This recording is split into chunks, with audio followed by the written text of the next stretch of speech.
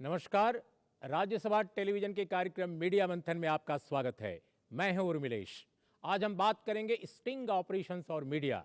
इस सवाल के तमाम पहलुओं को हम उकेरेंगे, उद्घाटित करेंगे और एक सार्थक चर्चा की तरफ जाएंगे। हमारे साथ इस विषय पर बातचीत करने के लिए मौजूद हैं चार खास मेहमान। हमारे साथ हैं भारत भूषण, वरिष्ठ पत्रकार। हमारे साथ हैं अल्फा ग्रुप के सीईओ शैलेश, जो आज तक में लंबे समय तक वरिष्ठ पत्रकार के तौर पे काम करते रहे हैं। और हमारे साथ हैं शशि किरण, सुप्रीम कोर्ट की एडवोकेट। हमारे साथ फोन लाइन पर जुड़ेंगी तहलका मैगजीन की प्रबंध संपादक शोमा चौधरी। हम इन चारों मेहमानों का स्वागत करते हैं, लेकिन बातचीत शुरू करने से पहले आइए देखते हैं इस विषय से जुड़ी एक छोटी सी कहानी।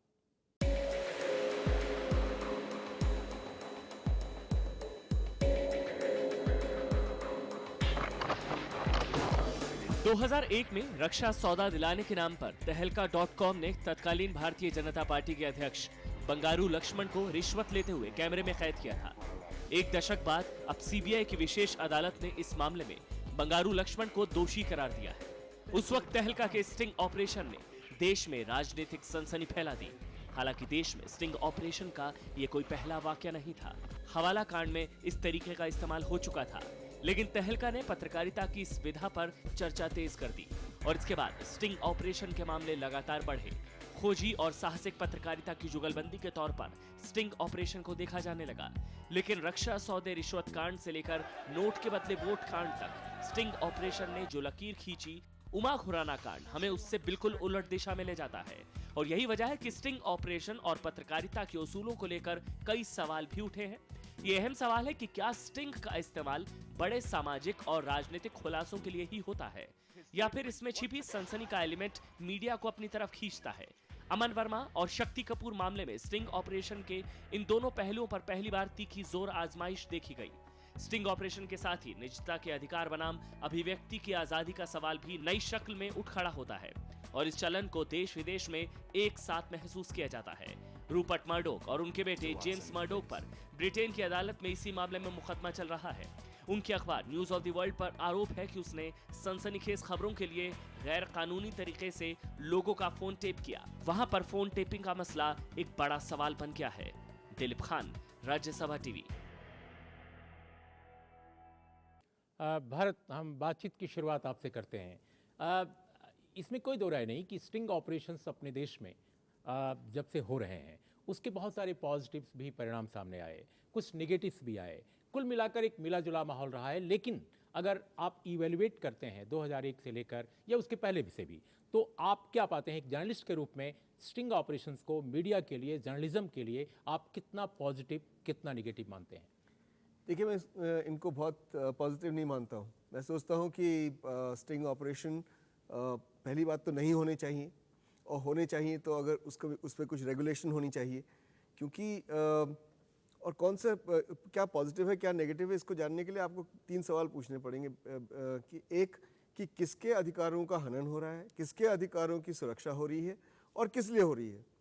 इनके अगर आपके पास साफ साफ जवाब हैं और उसके बाद कोई संपादक कहता है कि आप स्टिंग ऑपरेशन करिए, तो मैं कुछ हद तक मानने के लिए तैयार हूँ। लेकिन मैं स्टिंग ऑपरेशंस के खिलाफ हूँ। मुझे नहीं लगता है कि और तरीके नहीं हैं जिनसे कि हम समाज में जो विकृतियां हैं उनको सामने लाएं। ऐसे सब तरीके हैं। इतनी बड़ी बड़ी स्टोरीज हुई हैं, चाहे वो बोफोर्स कांड रहा हो, चाहे करप्शन के स्कैंडल्स रहे हो, मुंद्रा कांड ले लीजिए आप, वो स्टिंग ऑपरेशन के थ्रू नहीं हुए। स्टिंग ऑपरेशन जो है ये एक टेलीविज़न की जो दुनिया का एक तोहफा है हम सब के लिए, क्योंकि टेलीविज़न बन गया है तमाशा। तमाशे के लिए चाहिए तमाशबीन, और उसके लिए चाहिए आपको कोई जादू दिखाने वाला जो कहे कि वो फलाना आदमी ऐसा कर रहा था। आप बंगारू लक्ष्मण का केस ही ले लीजिए, 4 साल की सज़ा हो गई है। आप मुझे बताइए क्या जुर्म कमिट हुआ था इसमें? उनको लालच दे करके, लालच दिखला करके उनको पैसे दिए, मांगे तो नहीं उन्होंने पैसे। और उसके बाद क्या कोई डिफेंस डील होगी? क्या उन्होंने डिफेंस मिनिस्टर से बात की, ब्रजेश मिश्रा से बात की? पैसे ऐंठ लिए उन्होंने रिपोर्टर से, और बहुत बड़ी खबर होगी और सजा भी होगी। मुझे समझ में नहीं आया इसमें जुर्म क्या हुआ। एक बहुत बड़ा तमाशा ज़रूर हो गया। तो मैं सोचता हूं कि हो सकता है कुछ ऐसी सिचुएशंस हों जहां पे आपको मालूम है कि क्रिमिनल एक्टिविटी हुई है, उसका आपको प्रूफ नहीं मिल रहा है, तो आप सारी लीगल प्रिकॉशंस लेके स्टिंग ऑपरेशन करते हैं। लेकिन केवल स्टिंग ऑपरेशन करना भी एक एंटरप्रेन्योरशिप बन गई है इस देश में। शोमा चौधरी, चूंकि आपके संस्थान ने कई मौकों पर स्टिंग ऑपरेशंस का जर्नलिज्म के लिए सहारा लिया है, लेकिन यहाँ हमारे साथ भारत भूषण कह रहे हैं कि अच्छी पत्रकारिता के लिए स्टिंग ऑपरेशंस एक बेहतर उपकरण कतई नहीं हो सकता। आपको क्या लगता है, क्यों आपके मुताबिक, आपके संस्थान के मुताबिक स्टिंग ऑपरेशन एक बेहतर तरीका है? मैं भरत भूषण जी से जो कह रहे हैं मैं उसको मानती नहीं हूँ, क्योंकि तहलका में ऐसे कोई बात नहीं है कि हम सिर्फ स्टिंग ऑपरेशंस करते हैं। हम बहुत सारे इन्वेस्टिगेशंस किए हैं इस 8 साल में। मैं आपको बहुत सारे, अभी इस वक्त इस करंट इशू में हमने एक स्टोरी किए हैं कि यूपीए ने सीबीआई को कैसे मिसयूज किया था मुलायम सिंह की डिस्प्रोपोर्शनेट एसेट्स केस में। दयानिधि मारन की 2G स्कैम वाला स्टोरी भी हमने किए हैं, तमाम स्टोरीज किए हैं। तो स्टिंग इन्वेस्टिगेशन सिर्फ एक टूल है जर्नलिज्म की, it's not the only tool. मैं दर्शकों को याद दिलाने चाहूंगी कि तहलका की गुजरात इन्वेस्टिगेशंस, गुजरात राइट्स की ताकत पे बहुत सारे केसेस वो रीओपन्ड। तहलका की जो स्टिंग टेप्स है वो सुप्रीम कोर्ट की केसेस में शामिल है एज एविडेंस। जाहिरा शेख की विटनेस जो वो फ्लिप फ्लॉप कर रहे थे उसका भी खुलासा हमने किया। जेसिका लाल की केस बंद हो गई थी, हमारा स्टिंग इन्वेस्टिगेशन की वजह से वो जेसिका लाल केस फिर से खोला गया and Shayan Munshi and everybody else was brought to justice. Shobha, हम आपसे बात जारी रखेंगे, आप कृपया हमारे साथ बने रहें। हमारे साथ शैलेश हैं। शैलेश, आपके संस्थान ने, जिस संस्थान में आप लंबे समय तक इनपुट हेड रहे, उसने कई बार कराया। 2005 में उसका एक स्टिंग बहुत मशहूर रहा, जिसकी वजह से कई सांसदों को अपनी सदस्यता भी गंवानी पड़ी थी। कोबरा.com ने जब किया था। तो मैं ये जानना चाहता हूं कि भारत और शोमा दोनों जो कह रहे हैं, इसके बीच आप कहां खड़े हैं? मैं जहाँ तक समझता हूँ, सबसे पहले ये देखना चाहिए कि ये स्टिंग ऑपरेशन जो है वो पब्लिक इंटरेस्ट में है या नहीं है। क्या कोई बड़ा सामाजिक काम हम इसके जरिए करने जा रहे हैं? आपने जो जिक्र किया ऑपरेशन दुर्योधन, जिसमें सांसदों को पैसे लेकर सवाल पूछने का जो पूरा मामला था उसका स्टिंग किया गया था। सवाल यह है कि अगर हमारे सांसद पैसे लेकर सवाल पूछते हैं तो इसको हम कैसे एक्सपोज करेंगे?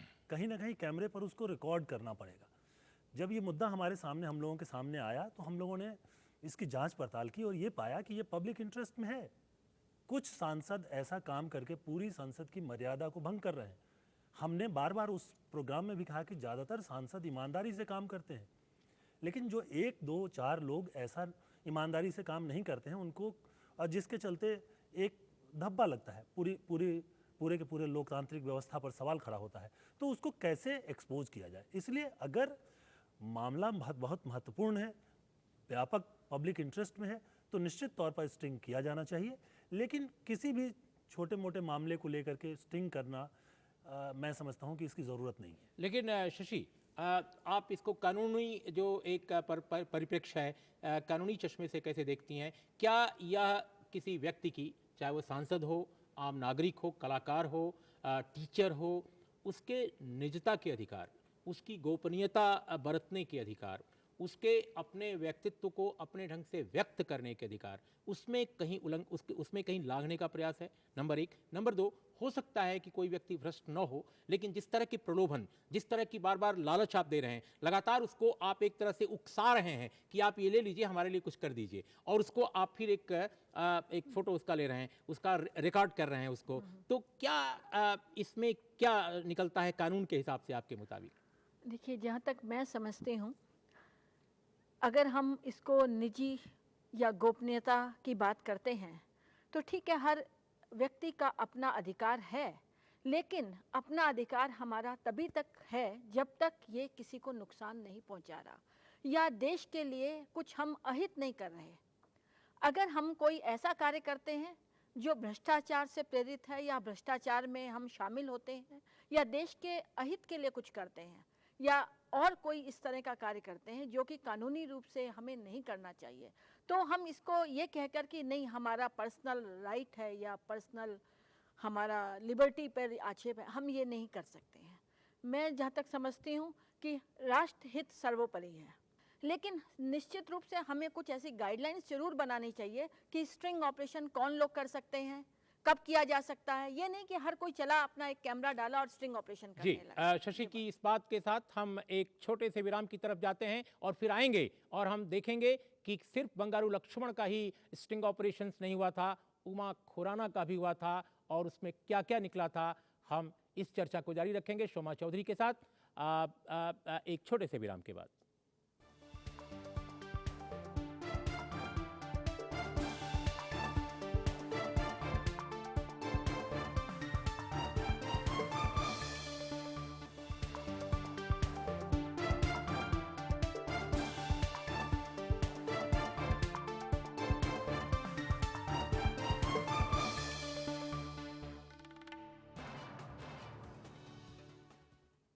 शोमा चौधरी, हम आपसे जानना चाहते हैं कि क्या ये जो स्टिंग ऑपरेशंस जिसका आप पुख्ता ढंग से वकालत कर रही हैं, क्या आपको लगता नहीं कि एक तरह से पत्रकारिता का कहीं ना कहीं से जासूसीकरण जैसा होता है? ऐसा लगता है कि पत्रकारिता में एक हथकंडे अपनाना, तरह तरह की ऐसी चीज़ें करना जो कुल मिलाकर बंगारू लक्ष्मण से लेकर के उमा खुराना तक पहुंच जाता है ये सिलसिला। उमा खुराना जो एक निर्दोष औरत, एक शिक्षक जिसको पूरे समाज में बेइज्जत किया गया पत्रकारिता के इस धंधेबाजी के नाम पर, स्टिंग ऑपरेशन के इस चेहरे को आप कैसा कहेंगी?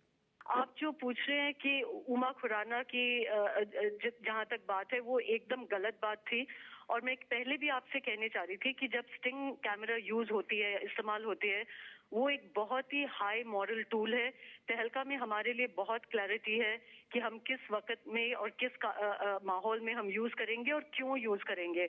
क्योंकि बाकी लोग ने उसका गलत इस्तेमाल किया है, that does not make the sting investigation itself a bad thing. हर समाज में जो, जैसे कि पॉलिटिक्स का भी कोई पॉलिटिशियंस मिसयूज करते हैं, कोई समाज के भलाई के लिए अपना स्थल यूज करते हैं, that doesn't make politics itself bad. So I think it is a bad argument to say कि there have been bad examples. लेकिन शोमा मैं आपको बीच में रोकता हूँ। शोमा मैं बीच में आपको रोकता हूँ। भारत का ये कहना है कि आपने जैसे बंगारू लक्ष्मण के ही मामले में हम कोई वकालत नहीं कर रहे हैं ना इस पक्ष की या उस पक्ष की, या इस तरह के जो ऑपरेशंस हुए हैं उसमें हुआ ये है कि कोई बड़ा कारनामा सामने नहीं आया है। उनकी धन की लिप्सा, बहुत सारे सदस्यों की, बहुत सारे राजनीतिक लोगों की धन पाने की इच्छा, लिप्सा, या उनका कोई कारनामा कर दिखाने का एक तरह से आश्वासन, एश्योरेंस सामने आया है। लेकिन जो असल गुनाहगार हैं समाज में, करप्शन के, घोटाले के, बहुत सारी संपदा की लूट की कहानियां जो आ रही हैं छत्तीसगढ़ से लेकर झारखंड तक, इस मामले में जो आपका स्टिंग ऑपरेशन वाली पत्रकारिता है वो क्या करती है? देखिए, मैंने अभी आपको बहुत सारे एग्जांपल्स दिए हैं जहां एक्चुअल केसेस ऑफ करप्शन और of misdoing were caught. As far as the Bangaru Lakshman investigation goes, the Operation West End, that was the first time that we set up a fictitious situation because it is very difficult to get into an actual defense deal. Bofors में papers trail रही है, but बहुत सारे cases में ये जुबान पे चलती है। As General VK Singh has just said कि an arms dealer ने उसको एक bribe offer दिया उनका अपना ऑफिस में, and that you cannot catch on a paper trail. तो हम एक systemic corruption को दिखाने के लिए निकले थे, to show how porous the system was, कि दो जर्नलिस्ट जिसको जानकारी भी नहीं थी आर्म्स डीलिंग्स के बारे में, that we could enter the system and go right up to the defense minister's house, that itself was the expose. पर हम यहाँ तक मानते हैं कि उसके बाद हमने बहुत इंट्रोस्पेक्शन किए अपने लूप होल्स में, and we have never again done a fictitious story, not because Operation West End was not important, पर हमको ये समझ में आया कि अगर हम to show systemic corruption, अगर हम हर दफा एक fictitious situation set up करें, then the impact of it will go. So that had a very high impact. Operation West End had a very high impact. And Bharat Bhushan ji इसमें एक गलती कर रहे हैं कि to say that nothing was exposed. उस tapes के वजह से 12 एक्चुअल डिफेंस डील्स की खुलासा हुई थी। भारत मिसाइल्स, ये Israeli, I am forgetting the actual name of the thing, पर अगर आप हमारे रिकॉर्ड्स में जाए, there were 12 defence deals that were brought up and have been investigated. The investigations are still going on. Shoma, आप हमारे साथ बने रहिएगा, हम आपसे बात करेंगे। मैं भारत आपसे जानना चाहता हूं कि कई बार ये बात सही है कि बड़े मामले सामने आए हैं और कुछ मामले ऐसे रहे हैं जो स्टिंग जिन पर हुआ सीधे उनसे भले न जुड़े रहे हों, लेकिन उससे बाकायदा उनका एक सिलसिला था और उससे कई कहानियां बाद में सामने आई जिनकी जांच भी शुरू हुई। लेकिन अपने देश में ऐसे भी स्टिंग कुछ हुए जो दिखाए ही नहीं गए। मैं ये कह रहा हूँ कि कोई भी स्टिंग ऑपरेशन ले लीजिए, आप ये बताइए मुझे, क्या उससे सिस्टमिक चेंज आता है? क्या उससे राजनीतिक आचरण बदल जाता है? क्या उससे लोग ईमानदार बन जाते हैं? अभी सोमन ने कहा, देखिए मैंने ये नहीं कहा स्टिंग कभी नहीं होना चाहिए, मैंने शुरू में ही कहा था कि ऐसी सिचुएशन हो सकती है जहाँ करना चाहिए, पर बाय एंड लार्ज अधिकतर नहीं होने चाहिए। लेकिन भारत, आप ये क्यों सोचते हैं कि पत्रकारिता सब कुछ बदल डालने का एक सिलसिला है? नहीं, बदल डालने का सिलसिला भी है। अगर पत्रकारिता समाज बदलने का सिलसिला नहीं है तो अपने आप को फोर्थ स्टेट मत कहिए। आप कहिए कि हम सिगरेट बेच रहे हैं, साबुन बेच रहे हैं। समाज बदलने का सिलसिला है। तो अगर एक बार जया जेटली के ऊपर स्टिंग करने के बाद अगर डिफेंस परचेजेस सुधर जाती तो जनरल वीके सिंह ये नहीं बोल रहे होते अभी कि 2 महीने 3 महीने पहले उनको 14 करोड़ का रिश्वत देने की पेशकश हुई थी। तो आपके स्टिंग ऑपरेशन से क्या समाज सुधर गया? नहीं सुधरा। मैं ये कह रहा हूँ कि आप करना क्या चाहते हैं? अगर आप अपनी टीआरपी रेटिंग्स बढ़ाना चाहते हैं, रीडरशिप बढ़ाना चाहते हैं, समाज सुधारना चाहते हैं, सोच लीजिए आप क्या करना चाहते हैं और फिर देखिए कि इस क्राइटेरिया पे आप कितने सक्सेसफुल हुए और कितने नहीं हुए। शैलेश, जो भ्रष्टाचार है या समाज में कुरीतियां हैं, समाज में गलत जहां हो रहा है, कोई जरूरी नहीं है कि एक कहानी के आने के बाद 2-3 पर्दाफाशों के बाद वो सब कुछ खत्म हो जाए। लेकिन इसका मतलब ये तो नहीं है कि प्रयास न किए जाएं। मैं यही कहना चाहता हूं कि हम छोटे छोटे प्रयास करते हैं, छोटे छोटे स्टिंग के जरिए या इन्वेस्टिगेटिव जर्नलिज्म के जरिए, खोजी पत्रकारिता के जरिए हम एक मुद्दे को सामने लाते हैं। सामने लाने के बाद कहीं ना कहीं कुछ ना कुछ कार्रवाई होती है, कहीं ना कहीं व्यवस्था में बदलाव की शुरुआत होती है। हो सकता है कि उसका इम्पैक्ट बहुत तुरंत दिखाई नहीं देता हो, लेकिन मैं आज कह सकता हूं कि ऐसे बहुत सारे काम हुए। हॉकी फेडरेशन पे हम लोगों ने एक स्टिंग किया था। उस स्टिंग में दिखाया गया था कि किस तरह से नेशनल टीम के लिए पैसे लेकर प्लेयर्स चुने जा रहे हैं। उसके बाद बहुत सारा बदलाव आया, लेकिन इसका मतलब ये नहीं है कि हॉकी का जो पूरा भारत में जो उसकी स्थिति है वो एक दिन में बदल जाएगी। बदलने की उम्मीद हम इसी से कर सकते हैं, हम इसी रास्ते से सोच सकते हैं कि कुछ ना कुछ बदलाव आएगा। निश्चित तौर पर स्टिंग ऑपरेशन करने के पहले ये विचार किया जाना चाहिए कि क्या यही एकमात्र रास्ता है। और जो भी महत्वपूर्ण, जो भी बड़े चैनल हैं, वो बार बार इस बात को सोचते हैं कि क्या कोई और रास्ता है। जब हम देखते हैं कि कोई रास्ता नहीं है, जब तक आप इन बातों को कैमरे पर नहीं ले आएंगे तब तक सबूत नहीं बनेंगे, तब हम करते हैं और अदरवाइज नहीं करते हैं। हम स्टिंग ऑपरेशंस के और क्या पहलू हैं, जर्नलिज्म से उनका क्या रिश्ता है, जर्नलिज्म उससे खूबसूरत होता है, बदसूरत होता है या बीच से कहीं कुछ निकलता है, हम इस पर चर्चा जारी रखेंगे एक छोटे से विराम के बाद।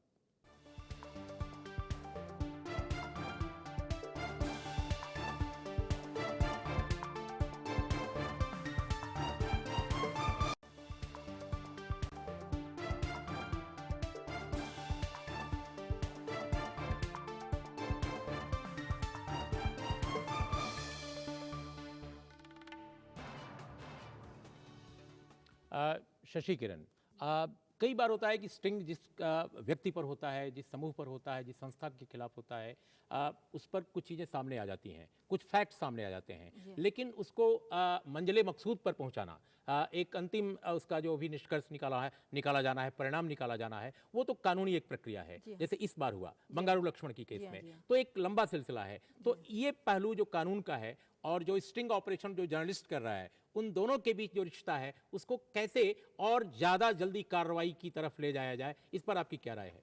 जी हाँ, देखिए, जहाँ तक जल्दी की बात है, वहाँ पर हमारी पूरी कानूनी प्रक्रिया ही ऐसी है कि बहुत समय लगता है। उसमें तो जहाँ तक मैं समझती हूँ आमूल जो कुछ परिवर्तन ऐसे होने चाहिए। टेक्नोलॉजी का ज़माना है, हम क्यों आज भी वही एविडेंस और उसी प्रक्रिया से सब कुछ लेते हैं जैसे कि किसी समय बहुत पहले ब्रिटिशर्स के समय बना हुआ कानून अभी भी वैसे ही चला आ रहा है। जबकि आज देखिए, अगर कोई क्राइम होता है तो इमीडिएट सारा कुछ एविडेंस कलेक्ट करके उसी समय उसको स्टोर करके बाद में आप क्रॉस करिए और उसको तुरंत खत्म करिए। एक और जो कानूनी पहलू बहुत महत्वपूर्ण है कि जैसे कोई भी स्टिंग ऑपरेशन जो फर्जी, जो फेक है, उसमें हो सकता है कि ऐसा करने वाले के खिलाफ उस ऑर्गेनाइजेशन की तरफ से, उस मीडिया ऑर्गेनाइजेशन की तरफ से कोई कार्रवाई हुई हो या स्वयं मीडिया ऑर्गेनाइजेशन के खिलाफ कार्रवाई हुई हो, लेकिन कानून की तरफ से ऐसे मामलों में क्या कार्रवाई का प्रावधान है, कैसे कोई विक्टिम प्रोसीड कर सकता है? देखिए, कानून जहाँ तक स्टिंग ऑपरेशन अगर गलत तरीके से किया जाता है तो स्पेसिफिक ऐसा कोई कानून हमारे पास नहीं है कि हाँ ये आपने स्टिंग ऑपरेशन की वजह से किया इसलिए। ठीक है, डेफेमेशन का केस है जो नॉर्मल प्रक्रिया है कानून की, वो है वहाँ पर कि आप उसमें जा सकते हैं, उसके तहत कोई किसी ने गलत किया, डेफेमेशन किया, वो सब आप अपना रेमेडी ले सकते लेकिन हैं। भारत, ये तो एक तरह की हिंसा है किसी व्यक्ति के खिलाफ, भले ही वो फिजिकल हिंसा की तरह ना हो, लेकिन एक तरह का वायलेंट एक्टिविटी है किसी के खिलाफ कि आप किसी को नष्ट करें, किसी को बदनाम करें, किसी को पूरे समाज में बर्बाद करने की कोशिश करें और फिर आपके खिलाफ अधिक से अधिक वो डिफेमेशन का मामला दर्ज करें। अगर पूरी तरह आपका स्टिंग फर्जी, फेक साबित होता है, जैसे उमा खुराना के मामले में हुआ। बिल्कुल। और उमा खुराना के मामले में क्या सजा हुई, उनको क्या डैमेजेस मिले, ये तो कभी आज तक सामने आया नहीं। जो उनकी बेइज्जती हो गई वो तो हो गई ना। लेकिन मैं फिर से आपसे कहता हूँ कि फर्जी स्टिंग तो पहली बात होने ही नहीं चाहिए, लेकिन जो स्टिंग करते भी हैं उनमें से कई ऐसे भी हैं जिनको सुप्रीम कोर्ट ने कहा है कि बिल्कुल ठीक है। जैसे कि BMW केस में आर के आनंद साहब एक विटनेस को खरीदने की कोशिश कर रहे थे, तो हाई कोर्ट ने, सुप्रीम कोर्ट ने भी माना कि ये ठीक स्टिंग हुआ है। तो एक्सट्रीम केसेस में तो ठीक है, लेकिन आप उन देशों के बारे में भी सोचिए जिनके हम डेमोक्रेसी की बात करते हैं। अमेरिका में स्टिंग खाली FBI कर सकती है और कोई नहीं कर सकता। और FBI भी उसके लिए भी कंडीशंस हैं। पहले ये कि आपके पास कोई क्रिमिनल एविडेंस है उस व्यक्ति के खिलाफ, और कुछ है तो उसको आगे बढ़ाने के लिए आप स्टिंग कर सकते हैं। दूसरा, क्या आपने कोर्ट से परमिशन लिए, अटॉर्नी जनरल से परमिशन लिए? क्योंकि आप खुद भेष बदल के जाते हैं या नकली आदमी बन के जाते हैं, इंपर्सनेशन करते हैं।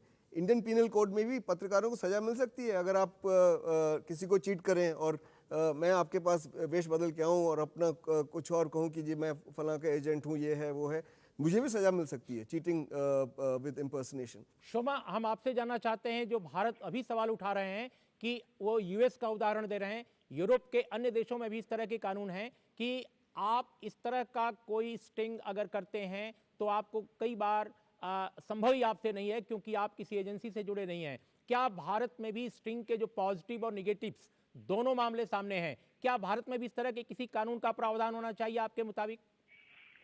देखिए, सबसे पहले मैं 2-3 चीज कहना चाहूंगी अगर आप मुझे टाइम दें। तो एक, मैं जरूर स्टिंग रेगुलेशंस की क्या फ्रेमवर्क होनी चाहिए वो जरूर होनी चाहिए, और एक रेगुलेटरी फ्रेमवर्क आना चाहिए क्योंकि बहुत सारे लोग इसका गलत इस्तेमाल किया है। So I totally agree that there should be regulatory framework. हम जर्नलिस्ट होने के नाते we take full responsibility for whatever we put out. दूसरी बात जो भरत भूषण जी ने कह रहे थे कि व्हाट वाज द इम्पैक्ट, इससे क्या पूरा सिस्टम साफ हो गया?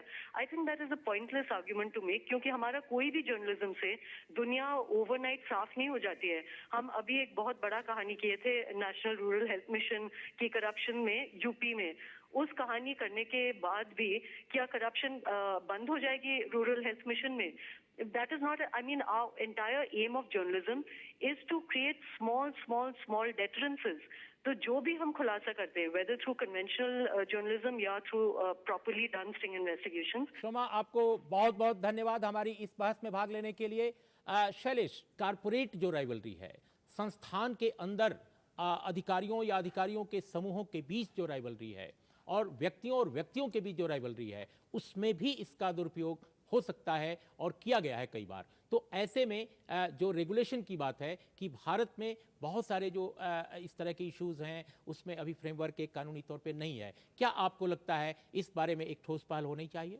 जहाँ मिसयूज़ हो रहा है वहाँ पर कार्रवाई ज़रूर होनी चाहिए, लेकिन हम सार्वजनिक जगह पर जाकर, अस्पताल में गंदगी है और अगर कोई रिपोर्टर स्पाई कैम लेकर जाता है और उसको शूट करके दिखाता है तो उसमें क्या हर्ज है?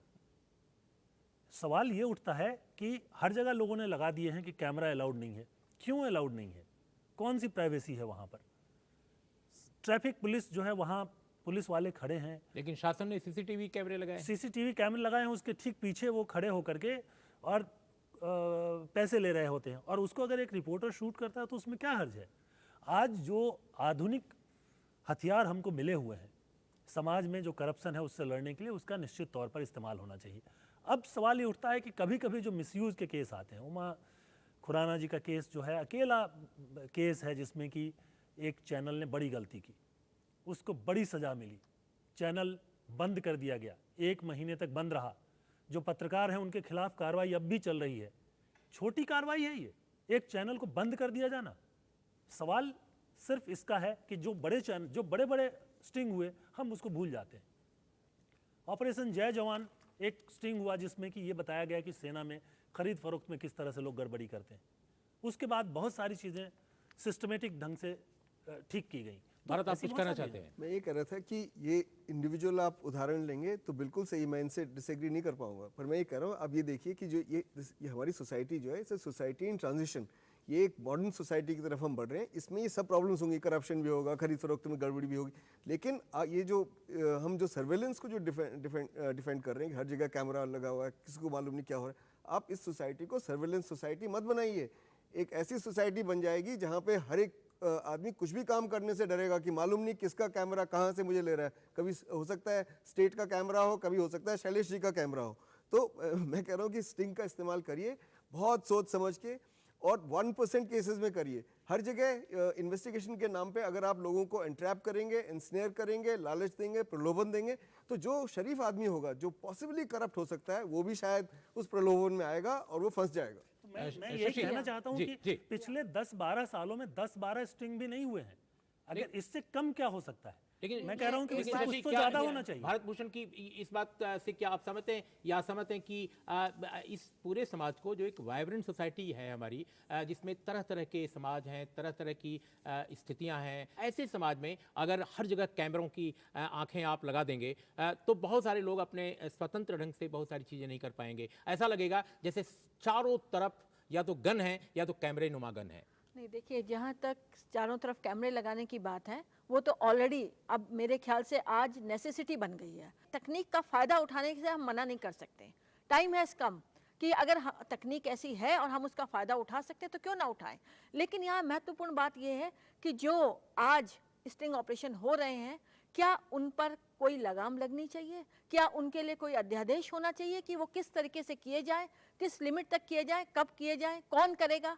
इन सब पे हमें विचार करने की आवश्यकता। मुझे लगता है कि स्टिंग ऑपरेशंस और मीडिया के रिश्तों पर आज आप लोगों ने जो बातें कही बहुत महत्वपूर्ण हैं, और इसमें कोई दो राय नहीं कि स्टिंग ऑपरेशंस का मीडिया के लिए, समाज के लिए, राजनीति के लिए और इन सभी चीज़ों से गुंथी हुई जो जिंदगी है उसके लिए बेहद महत्वपूर्ण और कारगर उसकी भूमिका है। लेकिन ये भी देखा जाना चाहिए कि इसका दुरुपयोग न हो किसी व्यक्ति की निजता पर, गोपनीयता पर, उसके जीने के अधिकार पर कुछ कुठाराघात न हो। ऐसा न हो कि किसी निर्दोष को, किसी बेगुनाह को गुनाहगार साबित किया जाए और गुनाहगार जो बड़े मगरमच्छ हैं समाज के, वो आज़ादी के साथ घूम सकें, उनका बाल बांका न हो। तो कुल मिलाकर इन जोखिमों के बीच, इन चुनौतियों के बीच स्टिंग ऑपरेशन एक बेहतर कारगर उपकरण हो सकता है पत्रकारिता का। इन शब्दों के साथ आप सबका बहुत बहुत धन्यवाद।